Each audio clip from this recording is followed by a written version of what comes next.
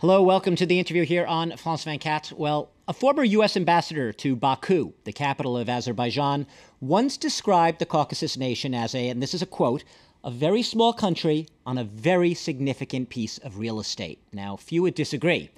It might lack access to any ocean, but Azerbaijan is perched on the Caspian Sea. That's a source of tremendous oil wealth that has lured Western investors and also made the country a pivotal conduit for energy supplies to Europe. Now, lucky geography has also made Azerbaijan a transit point for U.S. troops and equipment en route to Afghanistan, and it's boosted Azerbaijan's status as a strategic U.S. ally.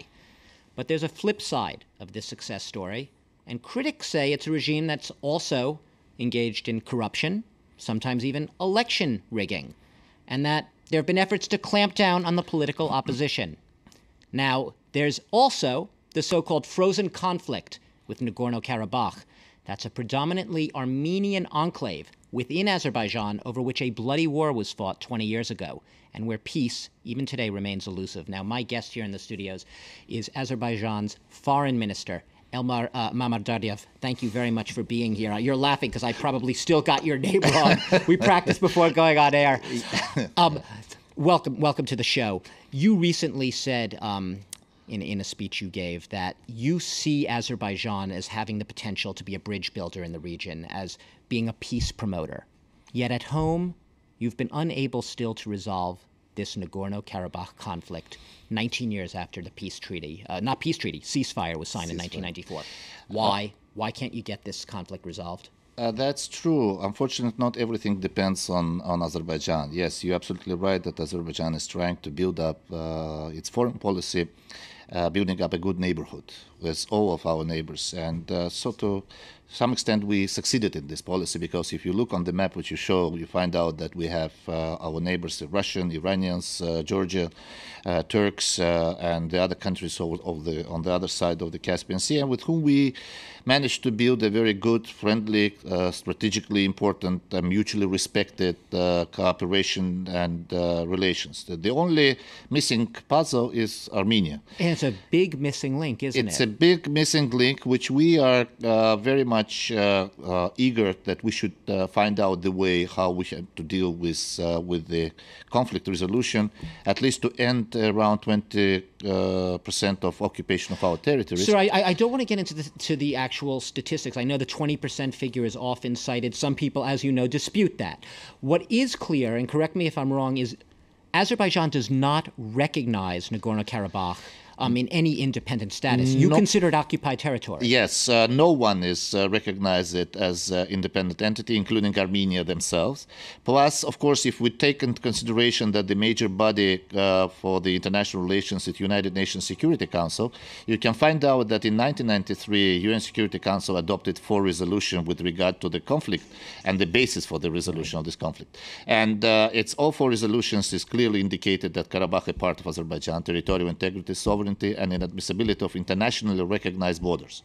So within this, what we're trying to reach is that at least the most hectic and the most problematic issue for the conflict resolution, the presence of Armenian troops on the soil of Azerbaijan with notorious ethnic cleansing of all occupied territories. Ethnic cleansing, obviously, we're once again getting to difficult territory there. That's a very charged term when you're using that term. I want to ask you, though, the reality is this is a predominantly Armenian territory right now. What can you do? You can't just kick them all out. They consider it their home. That's exactly what we're saying, that we consider the people of Armenian origin who are living in Nagorno-Karabakh, who are still there, as the citizens of Azerbaijan, with all appropriate approach to them. And despite that, even if we were trying to explain to Armenians that they were trying to use the international principle of self-determination, we're saying just yes, but it doesn't mean that you violently can interrupt the principle of territorial integrity. Besides that, in Nagorno-Karabakh, there was a population of around 25%, or almost 40,000, who used to be of Azerbaijani origin. And these people should return back. And this is the question of what we call internally displaced persons. Absolutely. And refugees. Meanwhile, the reality is we do have, for better or worse, a new generation growing up, kids in their teens or 20s, who are looking at Azerbaijanis looking across trenches and barbed wire at Azeris. There's hatred already in their hearts. Besides that, this is one of the issue which is always playing a very important role psychologically. But on the other hand, you see, just a few probably knows that it's not only Nagorno-Karabakh itself, but it's also 7 adjacent territories beyond of Nagorno-Karabakh administrative borders, where never ever even single Armenian used to live, which totally now under occupation. Which you consider, you say they occupied it's totally, those regions. of course, there's no doubts of that, but it's including the position of the international community of that. But what we're suggesting is let's address this issue step by step. Let's clean the table of negotiations from the issues which can hamper the peace and stability in the region. Which means that if the Armenians will agree to withdraw their troops from surrounding areas, that will allow us not only open communications, return of IDPs, peacekeeping monitors, security, addressing of security concerns, and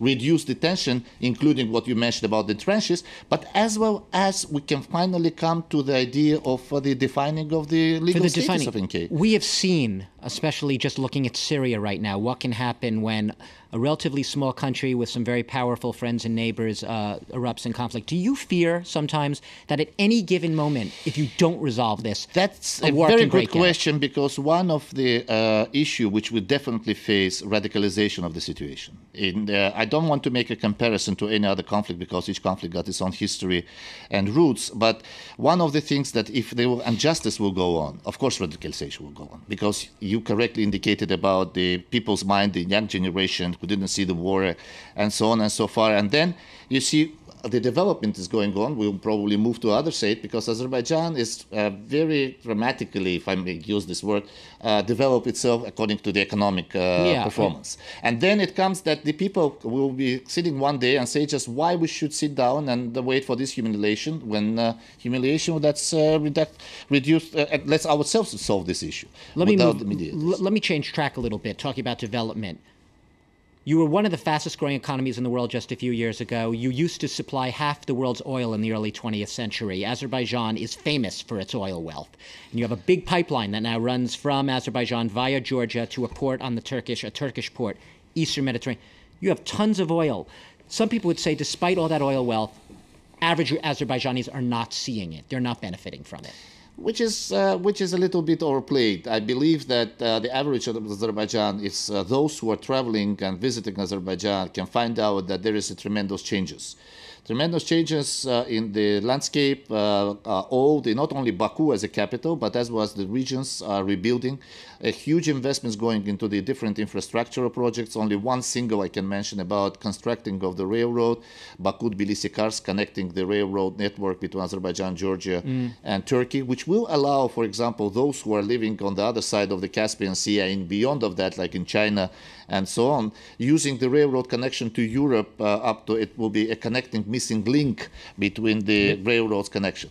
And besides that, everything has happened because this is the investments which we can allow to make because of the implementation. Is there a fund? How does it work? Does all some of these are millions and millions of dollars. We established a special sovereign fund which goes oil fund. We use the pattern and experience of Norwegian oil fund, how to spend it, and it's very transparent. It's on annual basis. It's audited by the Ernst & Young or the other big audit companies, and it's open. You can find out the information about the activity of the fund in internet and email. So sometimes it's easy to blame, but if you look inside and make Googling Azerbaijan, you can find out that it's not so bad as some Google Azerbaijan. You heard Let's talk politics in the little time we have left. You're shaking your head a little bit. No, it's okay. It's okay. I'm all yours. Look, I'm all yours. Critics of Azerbaijan, and there are some very vocal critics, I don't need to tell you that, say that this is a regime of massive corruption that's basically been ruled by one man who's now seeking a third term, President Ilham Aliyev. And that there have been arrests of opposition figures, there's been a crackdown on opposition, and he looks like he's set to win this third term. You know, it depends, first of all, what we're saying. It's democracy building for us. It's not to please someone. It's what we have to do ourselves. And it's for the national interest of my country, which was definitely numerous times announced by my president.